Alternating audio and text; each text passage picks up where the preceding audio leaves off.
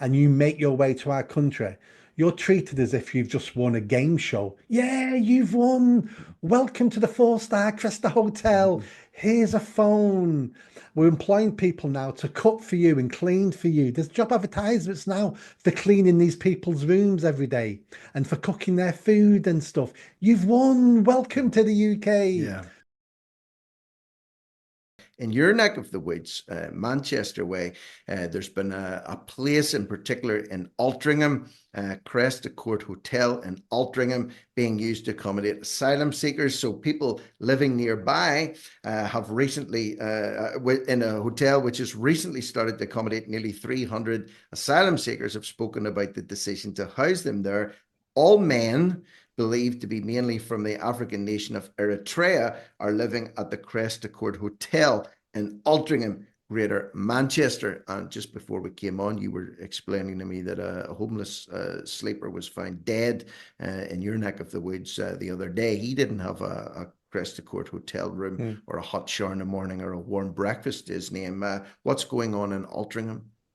So Altrincham is a rich suburb of Greater Manchester. It's very upper middle class. It's a lovely place. And there's a big hotel just next to the town centre. And one day it closed down, cancelled all the weddings. It's a place where you'd have a wedding function. There's 300 bedrooms, they've got ballrooms, and it closed down. And all the people who'd booked it in next year or two have all been given refunds with no explanation. So everybody went, what's going on here? And then the government announced that's our new migrant hotel. Of course, the people went crazy.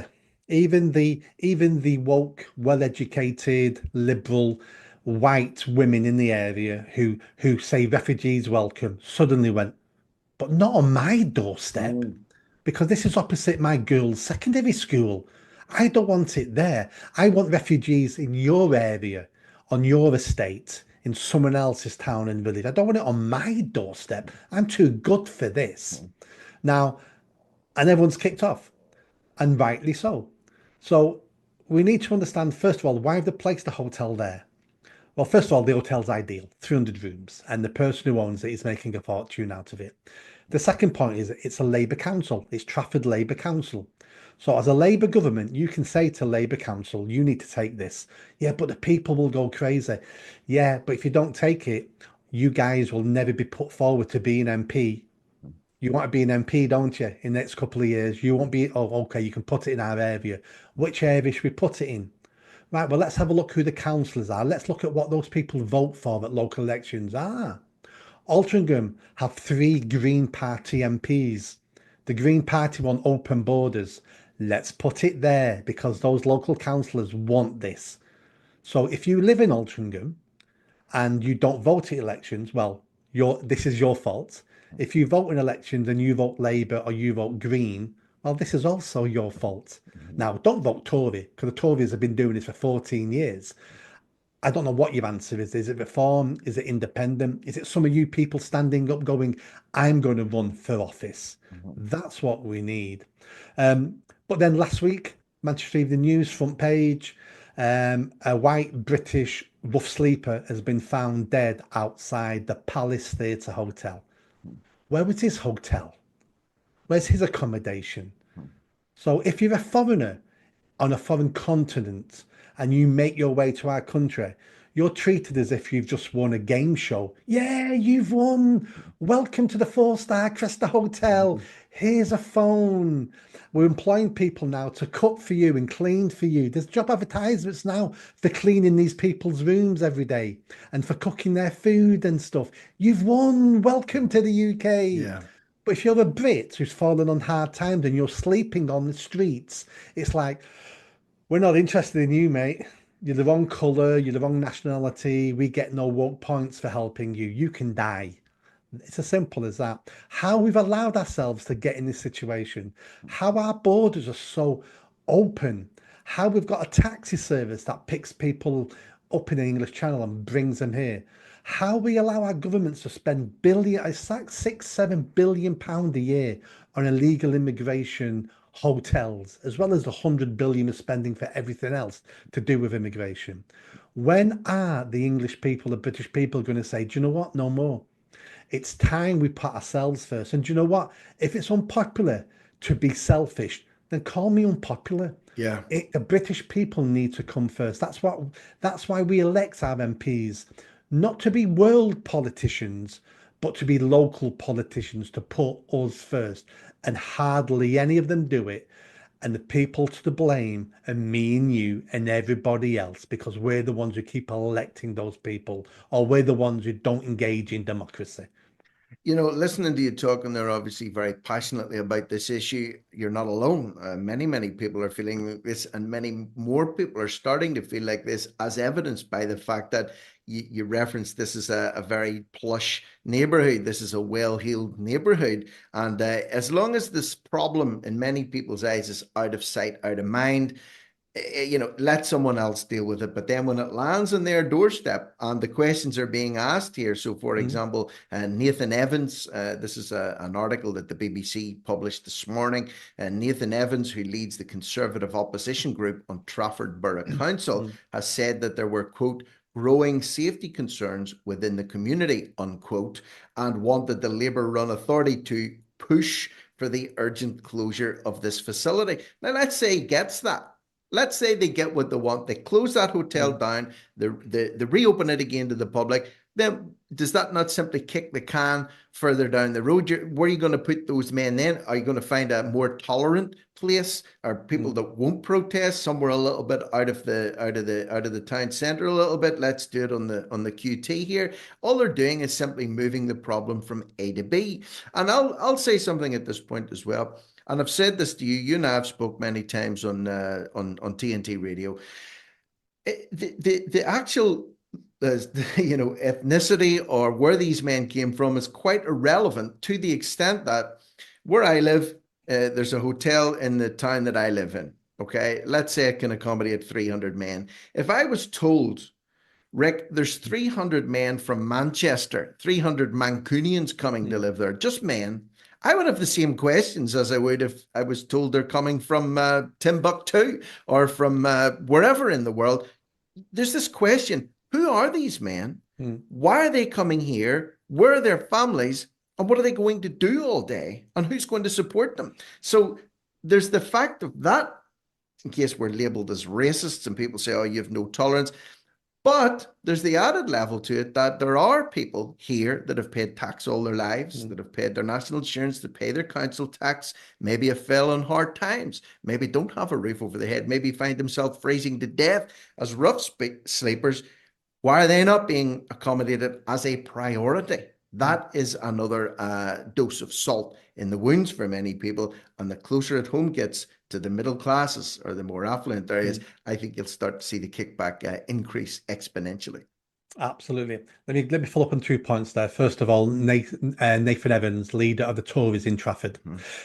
Who do you think caused this problem in the first place? 14 years of a Tory government. So none of us need advice and lectures off any elected Tory politician. Don't listen to them at all. And I'm sure he's against the hotel. But do you know what? It was this party that caused this problem in the first place. So the answer to this is not the Tories, honest. Do not fall for the Tory spin that this is disgraceful. We can fix this. You caused this and had 14 years, so don't listen to the Tories.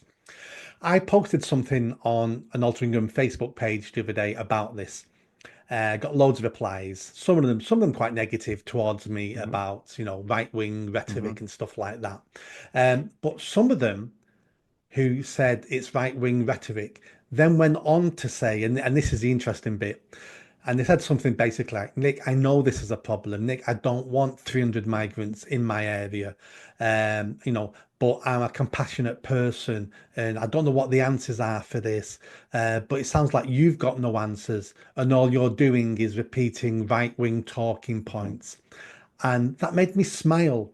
Not because he called me right-wing, because I'm not right-wing, but because he's beginning to wake up. He's beginning to see this as a problem, but I'm still slightly brainwashed into thinking, but if I criticize it, it means I'm a right-wing Nazi. But my eyes are telling me this is wrong. My brain's telling me I don't want 300 strange men in my neighborhood. It's a danger to my children.